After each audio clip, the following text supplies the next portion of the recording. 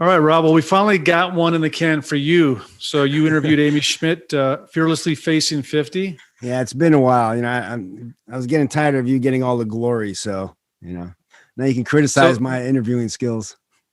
well, I know I'm definitely going to be able to criticize this. This is great. It's like a politician who has a voting record. At least you can rip on them for their voting record. When you don't, when you haven't been voting on things, it's tough. But no. But before we get into Amy and your interview with Amy, just wanted to kind of just talk briefly about what we're doing with social media. We hired Natalie Tran to help us do social media, something that you and I just don't like doing. I mean, face it, you were not into social media, but it's, given where we are in society right now, it's something we need to do. But really want to encourage our listeners to check us out on Instagram. Natalie's done a fantastic job being very, very consistent with our messaging and really looking out and connecting with other brands. So we place an emphasis on social. She's done a great job. I don't know if there's anything you want to add to that. Yeah, now that she's on board, she also teaches us, and which makes it a little easier and a little more fun now to be on social media, right? And I'll tell you what, without getting Natalie on board with us, Amy Schmidt wouldn't have found us. So there's, you'll hear in the interview and a little bit in this intro that the correlation of once you start something, you never know where it's going to take you, right? So that's why we encourage, that's what Brand 50 is about, right? Telling people, look, you have experience in something, just go for it. We all have fears, but if you just go for it, you're going to have fun. You're going to fall on your face. It's all right. No big deal, right? But once again, without hiring Natalie, our social media presence would not have grown, and we would not have met Amy. That's a great segue, by the way, too. You did a good job there. We segued from Instagram to Amy, so that's good. And the other thing too, it goes back to even Stephanie Odell, Celebrate the Gray, who's joined us and who's doing podcasting. Like, you and I were able to connect the dots, and I didn't know Stephanie. Stephanie was introduced to me by Stanford Marshall, which we've talked about before.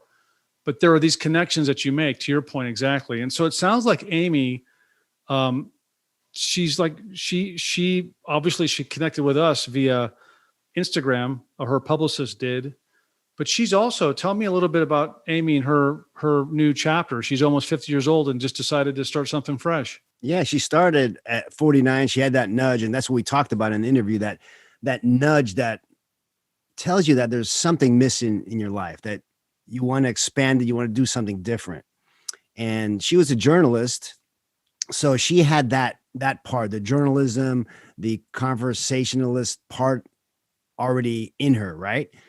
So she wanted to do something to help women to get their confidence back, to, we keep saying the word pivot, to pivot when you're about to hit 50. And that's what Fearlessly Facing 50 is all about, is to encourage women to realize that you still have another 30 years, and now is the time to take advantage of it. Yeah. And it goes back to the old statement, 1 inch wide, 1 mile deep.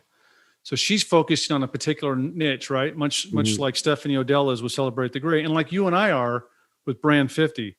So anyway, I look forward to listening to this, and hope everybody enjoys the podcast. So welcome, everyone. Today we have Amy Schmidt, who was born in Wisconsin, lives in Connecticut now.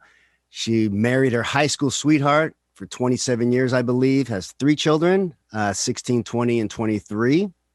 And at 49, decided that she needed to do something else.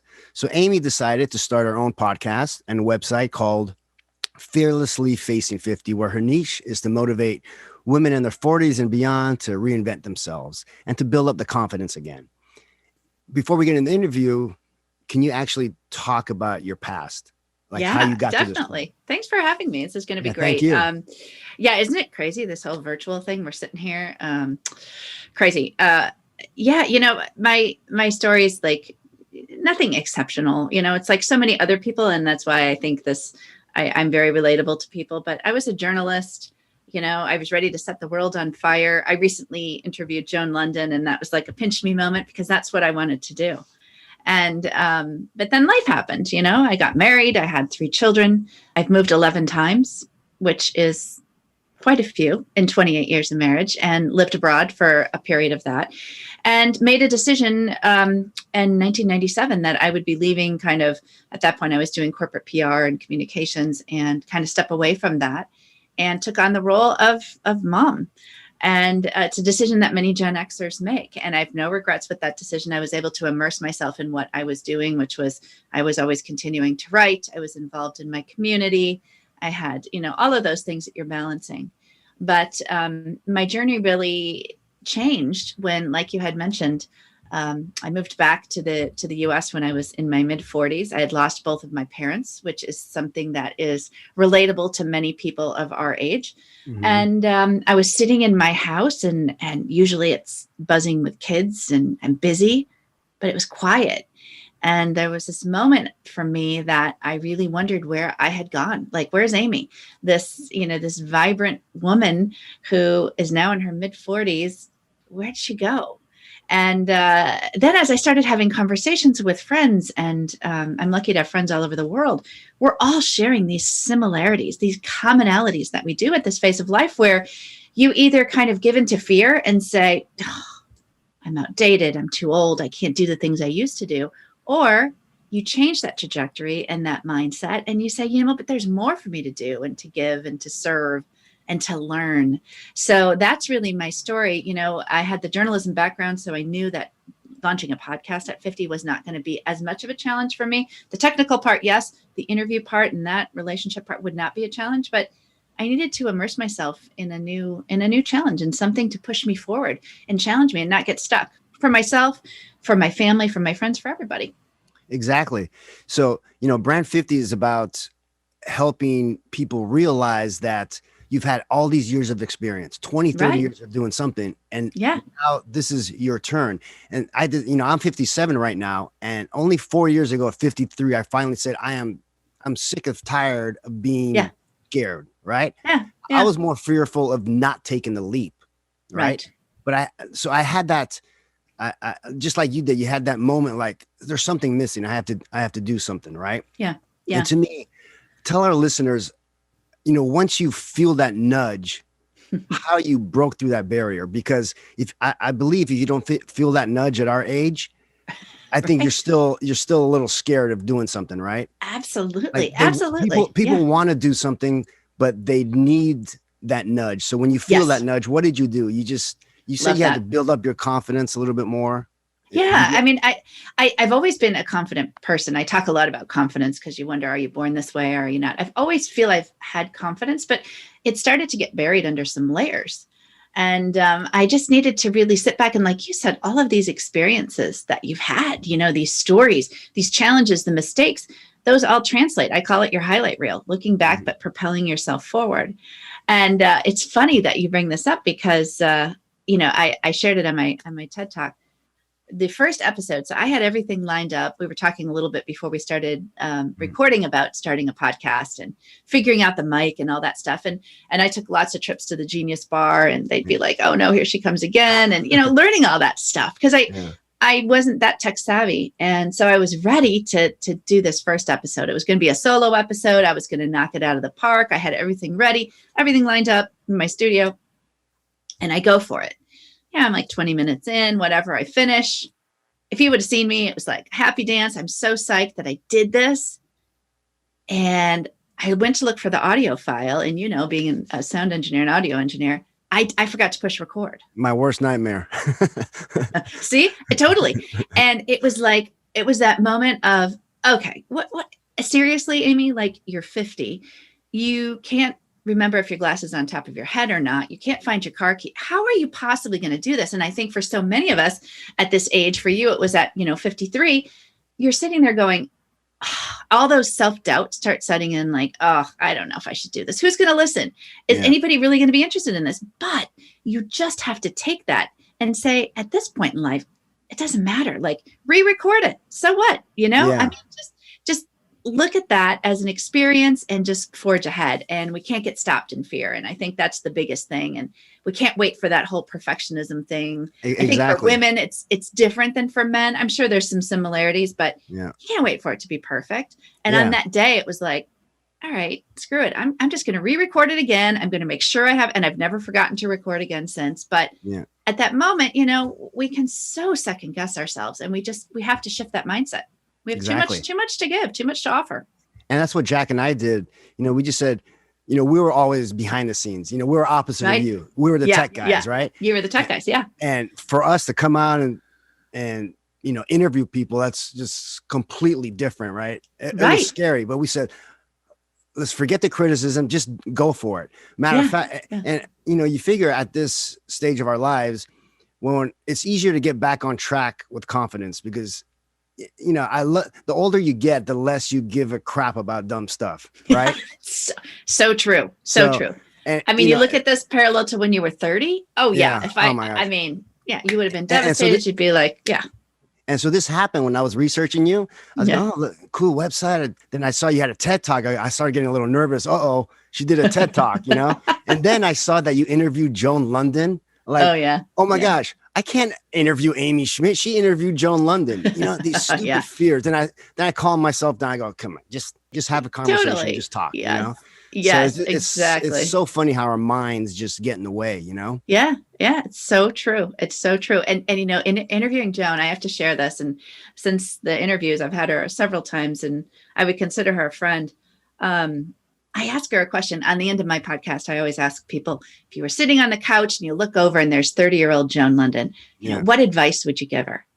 And I still kind of get goosebumps about it, because she really took a deep breath and she just said, I had so much fear of failing, Amy.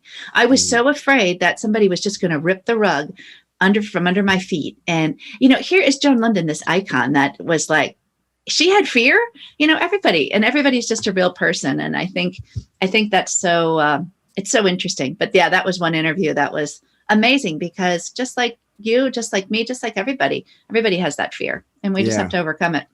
Seems like your career before you started, and I think you touched on it a little bit before you started Fiercely Facing 50.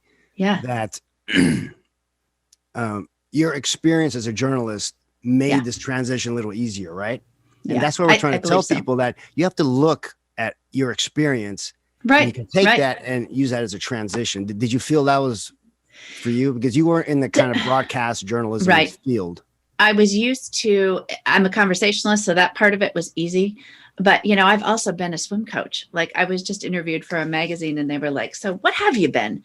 I'm like, besides a mom, a sister, a daughter, all that stuff, I've been a swim coach. I've been, you know, all of these things, and all of those experiences. Even when I coached a college team, I look at what I've learned from that experience, and that'll help me with launching this as well, because it gave me a different sense of confidence that I didn't have. So all of those experiences. And I had a woman once say, I think she was in her 50s. She'd been let go from her job, and she knew she had to continue to work for the next 10 years. She wanted to, but she was really, really nervous about trying to figure out her next step.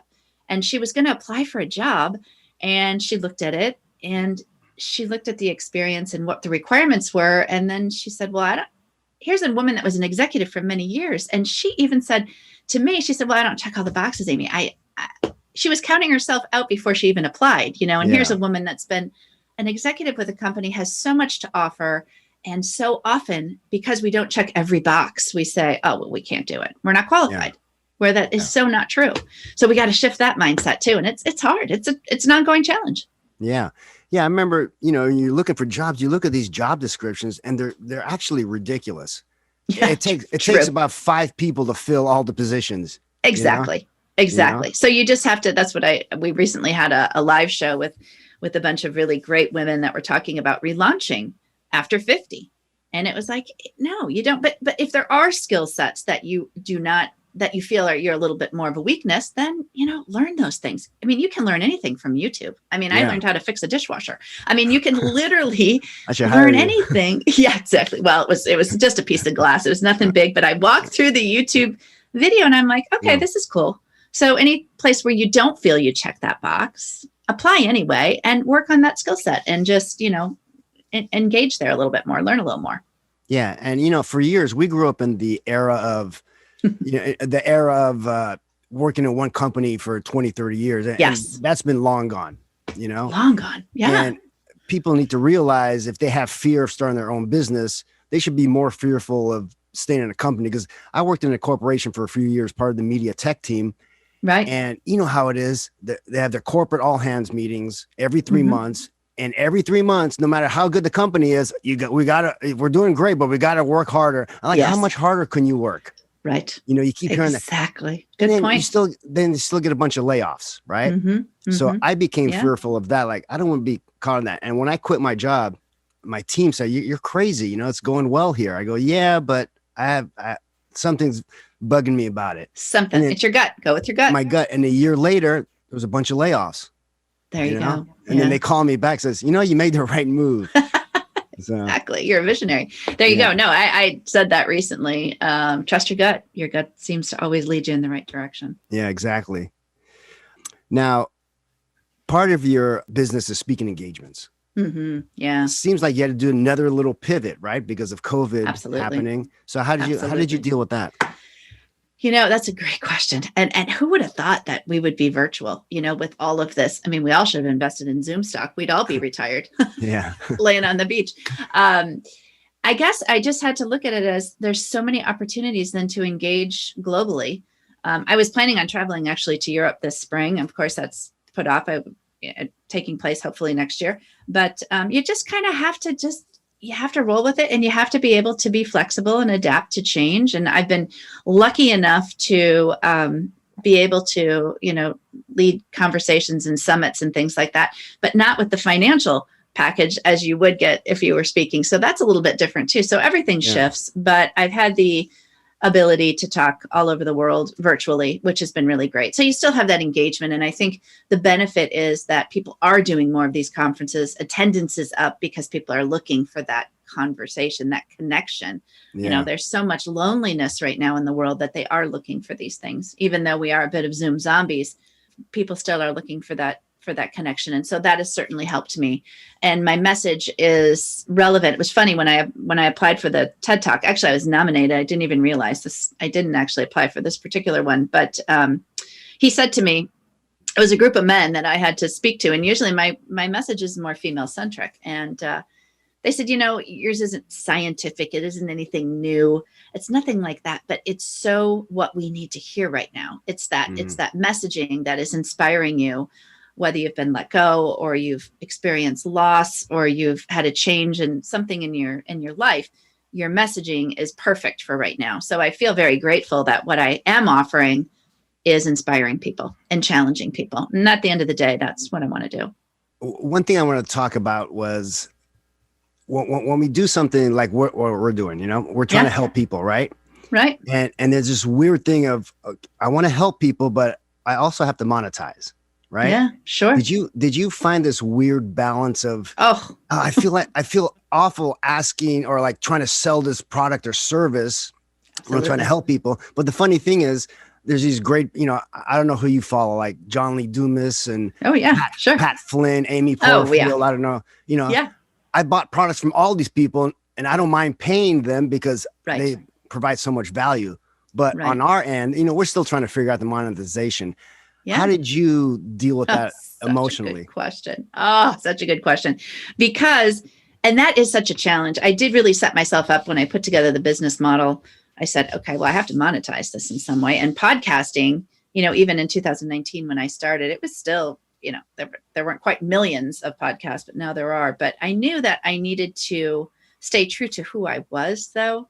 So I had some money that I actually had kind of set aside for myself to start this business, and looked at it, and finances are not my thing. Anybody that knows me will tell me that. Will definitely confirm that.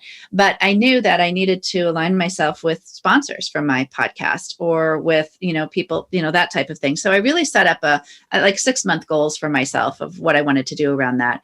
And when I had somebody approach me, when my numbers went to a point where advertisers are interested in being a part and working with you, it was exciting, but it was also at a point when I had to look at it and analyze if, I'm not throwing out this just for a mattress company, for example, is that really aligned with what I want to do?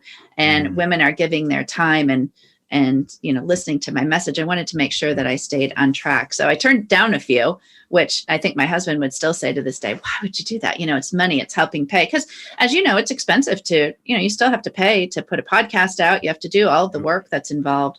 So the monetization piece is always challenging, but once you really find your why, and like I always say, your why makes you cry, they start to come to you. And it's like, wow, okay. So I just recently had a new sponsor reach out that's perfect, that I never would have dreamed would have found, Amy Schmidt's messaging interesting. But so that happens. It happens over time, but it's a marathon, not a sprint. Yeah. And it's so true. In our pre-talk, we were talking about how you came to us. Yeah. If Yeah. Jack and I didn't take the leap a few years ago, when we started, right, we were all excited. We had, a handful of podcasts ready to go. And then it just kind of died down. Yeah. And we both got really busy. We're both still, I work for myself now, but still it's like working a job. I have to get gigs. Yeah, exactly. And we let it slide. And then the beginning of 2020, like right before COVID hit, we said, okay, we got to make a charge, and we started making changes. We sucked at social media. So we hired a social media person. Exactly. And then Jack did an interview with a lady called Stephanie Odell, who has Celebrate the Gray. Yeah. Her niche is also for women in their 50s. Mm-hmm. And she needed a podcast platform. So I set her up with a mic and interface. And now she does these incredible interviews. And now we have content. So you never know what's going to happen. The art of collaboration, right? Yeah. The art of collaborating is, and we learn from each other, but that all is like this light bulb moment that comes on, I think, especially for women, because at 30, you are just competing against each other and who's going to get there the fastest and who's going to make the most money. And then you just kind of, this whole cadence changes. And for me, collaborating is key. We're learning from each other. And I think that's why I'm so grateful for what I do, because I do feel as though the connections that I've made are very solid. Of course, you're going to find a few bad apples in there along the way, like you always are. Mm-hmm. But most of the time, people are really, really very kind, very generous, very willing to help. Yeah. And very transparent. And I think that's where you find your success. And if you practice that as well, which obviously you do, it comes back to you in spades. It's so true that you have to stay true to yourself. Part of Brand 50 is also, health and wellness. And like you said, if we're going to be part of the health and wellness and fitness lifestyle, you can't take advertising from fast food places, right? No, I mean, exactly. If you do that, you can't fool people for that long, right? Right. People you lose your credibility. Yeah, exactly. So that's really important. Who are they going to listen to? They're going to listen to people that they trust and they value. And I feel so fortunate. Somebody asked me on an interview, Amy, you're really kind of a leader in this space. Doesn't that come with a lot of pressure? And that's when I really sat back and thought, I can't, it really is. It's a leadership role that you have, and these people trust you and they're willing to make changes to their life according to things and insight that you're sharing from guests or yourself, which is really powerful, really powerful. But that art of collaboration, I'll tell you, is key. And part of collaboration is mentorship. Yes. Have you it sound like, you mentioned Joan London, that you've actually become friends now. Mm-hmm. Is she kind of a mentor, or like, who absolutely. are your mentors when you were doing this? I love that. I love mentors. And I challenge women a lot of time to think about that, because who are the mentors in your life? And so many say, well, I don't have any. Well, think back to teachers or coaches or people that have made, something, a part of your life, just challenge you in a way you never thought possible. One of my mentors, who doesn't even know me, is Brene Brown, just because I've been a Brene Brown fan long before she even had her podcast and all of that. I've read all her books. I just find her messaging very relatable, and everything she says resonates. So she's a mentor of mine. A couple of women that I've had on my show that are younger than I am are mentors. And I think there's just so much value in that, from learning. And, we all have blind spots. Right. Mm-hmm. And I talk about that. We all have blind spots and we don't realize it, but we do. And those mentors just help you, look outside of those blind spots and find new meaning to things and find new value. So, and I feel very fortunate to be mentors for other people. I just think that's powerful, whether it's a relationship thing, really, is what it is. Yeah. And it all goes back to trust. Yeah. The funny thing is, when we started Brand 50 and, like your company, and Stephanie Odell, you think, oh, this is only for 50 plusers, right? And we look at the metrics, and there's younger people listening to our stuff. Absolutely. Absolutely. Because maybe Which they have a parent that they're, I get a lot of that. I have a lot of people will say, well, Amy, it's fearlessly facing 50. I'm not 50. I'm 35 or I'm 70. Doesn't matter. It's the branding I use because I launched everything when I turned 50.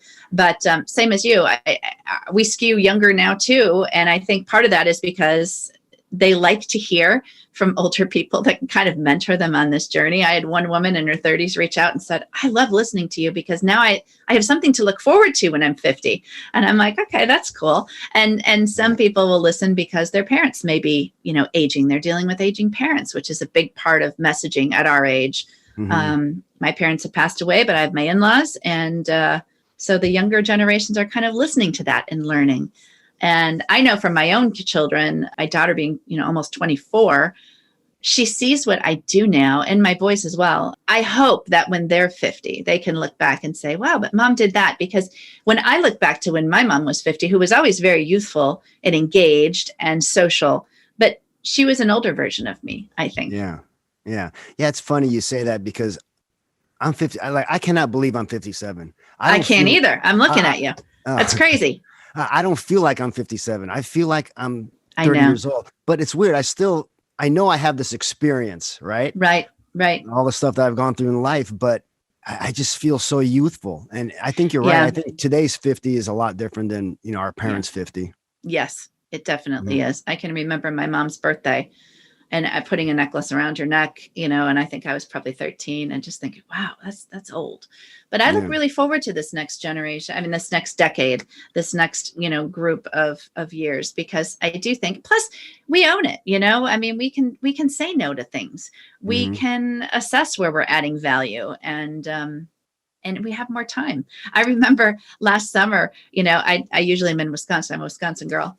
Got to give a shout out to the Green Bay Packers, even though the season didn't go well. But, I have a summer place that's not too far from Green Bay on Lake Michigan. And it's always been a place that our family has gone and, with the kids little. And I never really took in just the beauty of nature. And I know it sounds so hokey, but it's so true. Like you have this time, use it, invest it wisely.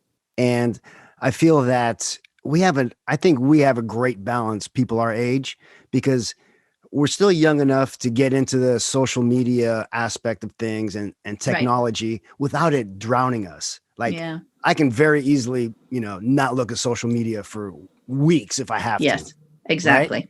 Exactly. And so, but because of our internal youthfulness, I like learning from younger people. Like I said, we hired a social media person who just graduated the Academy of Art in San Francisco. Yeah. She's 24 and she does some great stuff for us, Isn't that amazing? So, I love just collaborating with the younger people too. I do too. So much value there. Yeah. What did you want to talk about? Oh, well, you know what? Oh, your book. Your book, Cannonball. Oh, I love that book. Fearlessly Facing Midlife and Beyond. There it is. Yeah. That's me on the cover. That was a year ago in the grill.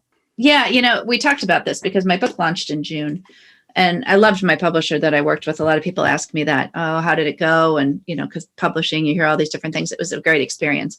I kind of wish I would have launched it a little bit later just because it was a tough time to launch in June, but also silver lining there is you get to engage with people all over and lead book clubs in Australia and one in South Africa. So that was pretty cool. The whole thing about the book for me and why I called it Cannonball, because a lot of people say, oh, what does that mean? And I really, even how I started my TED Talk was just that visualization of when you're young and you're 10 years old and you have that fearless exhilaration of on a hot summer day, going to the pool and jumping off the high dive or whatever it was for you and making sure everybody was watching and not worrying, having a care in the world about anything and just feeling so confident. And then as we age, because things change, we tend to, procrastinate on those cannonball moments. We say, oh, I'll do it next year when I'm 10 pounds thinner or I'm more in shape or, I don't look right. I'm going to put it off for a little bit, or I'm too nervous to do the cannonball because how am I going to get out of the pool? I have to make my way over to the ladder. Everybody's going to watch me struggle to get out. And we fight those things constantly. So Cannonball for me was making that splash and realizing that it doesn't have to be perfect. You can start ugly. It's not going to be pretty when you start, but make that splash. And when you come up, be proud of yourself. And that has really resonated with people. And a lot of people will, they'll use the hashtag cannonball with confidence and look at those cannonball moments you have in your life. Mhm. And I think it's been really important. The book for me was something that I wanted to write for many years. And I share this story often because my dad passed away. I had to get from Germany at the time to Milwaukee. And of course you fly through Chicago and flights were late. And it was just everything that could go wrong did go wrong. And I wasn't able to get there when my dad was conscious. And for the first time in my life, I experienced what I think is a panic attack, really overwhelmed with anxiety and feeling exhausted and a bit of regret that I wasn't there.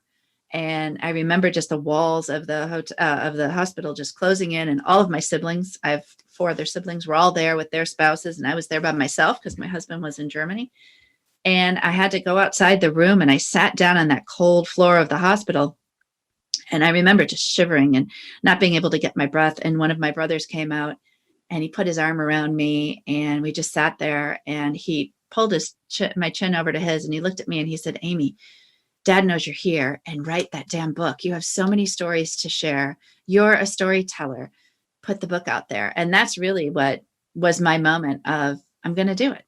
I'm going to do it. So I wrote the book, and it's my story, a lot of my story. And of course, people that have encouraged me along the way. But the best part of the book for me is the end of the chapters, where it inspires you in your story, your journey, whatever it looks like for you, to action in some way. So I've gotten really good feedback on it. I'm in the process of getting a workbook out this spring, which will go along with it, which is really exciting, because I think what you do as well is inspiring people to action. And that's why I wrote the book. Yeah, it's the cannonball analogy. I literally remember, because my parents are from France, and when I was younger, we'd go to France every 2 years. And Wow. live on my grandparents' farm. Yeah. They're farmers, and there was this public pool there. So when I was listening to Cannonball, I go, "Oh my gosh!" There's Took this you right pool, back. Took me right back. That literally Love had it. a platform high dive, and Love I must have been 12 years old, and I really wanted to dive head first, and Yeah. went up there, just did feet first a few times, and then I did head first. I cannot imagine doing that now. I mean, I know. I'd probably break my neck. I know. Back I then, know. when you don't think about what could happen, you just Right. concentrate on what to do. Yeah. To me, Yeah. it just brought me back. It was so clear, that moment where I did my first head first dive off a platform. Isn't that funny? Yeah. It's so relatable. So those are the cannonball moments. The next question I want to ask you is that, you build this confidence, right? Right. You started this podcast, it's going well. Are there times where you lose confidence for some reason? Like something happens, kind of, you're at a peak and you come down to a valley. How do you get back up to that? Absolutely. How do you get back up to your Absolutely. peak again? I think that's all very normal too. At least I think so. And I think it's okay. I think when I do hit those moments when you think, is my messaging really relatable? Is this something that's really adding value? Because time for everyone is so precious. When I do have those feelings of, I just have to step back, I will give myself that. I'll set that boundary for myself to say, okay, I need to reevaluate, get some feedback from people around me that know me the best, and fire me up again.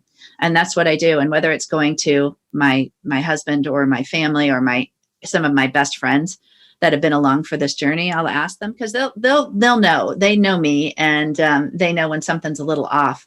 So I take that time, and I kind of just settle back and figure out where I kind of need to recalibrate, and then keep forging ahead. I'm so passionate about what I do, and I feel as though for every day that might set in a little bit of self-doubt, there's so many great opportunities ahead. And sometimes you just have to take a breather.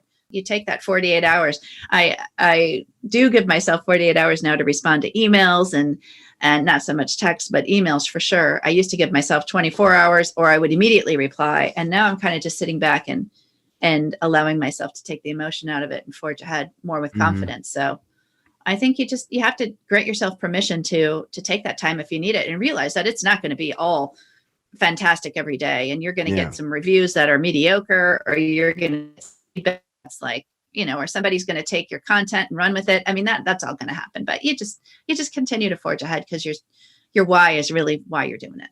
When I've gotten into those, fortunately I have a partner, a business partner, and, you know, we lift each other up. We push each other. There's Isn't that times important? yeah, there's times that, you know, before, like the year before COVID, where, like I said, we were both busy and I just felt Yeah. like, is this the right thing to do? And then Jack would do an interview and I do all the editing at this point. Right. And so while I'm editing his piece, I'm getting my confidence back. Oh yeah, Right. you know, when you're hearing the story, it's like, yes, this is why we're doing it. So, you know. Exactly. Exactly. It's an important message to share. Yeah, absolutely. So I want to end this podcast with the question that you always ask people. Oh, Like you man. said to Joan London, what would you say to 30-year-old Amy? Oh, I have never been asked that. I love that you asked that. Thank you. Because I ask it every week and I just sit back and think, wow, that's incredible. Myself personally, if I were to look over at 30-year-old Amy, I would say, just do it. It doesn't have to be perfect. I'm a recovering perfectionist for sure. And that was any time in my journey, you know, just do it. Doesn't make a difference if it's not right. If the grammar is not completely correct, just do it. And I also would go up to her and just give her a big hug and say, I love you. And it's all going to work out. That's awesome. Yeah. I think the same thing. When I look back when I was 30, I wish I took more chances, you know, it's just that dang fear. Yeah. So, but look at you now, you know, the best is yet to come. still, yeah. Still working on it, but you know, Absolutely. that's the fun of it. Yeah. Well, thank you, Amy. I really appreciate you taking the time and You're searching welcome. us out. And I wish you all the best of luck. Same to you. We'll do some more in the future, I'm sure. Yeah. Take care.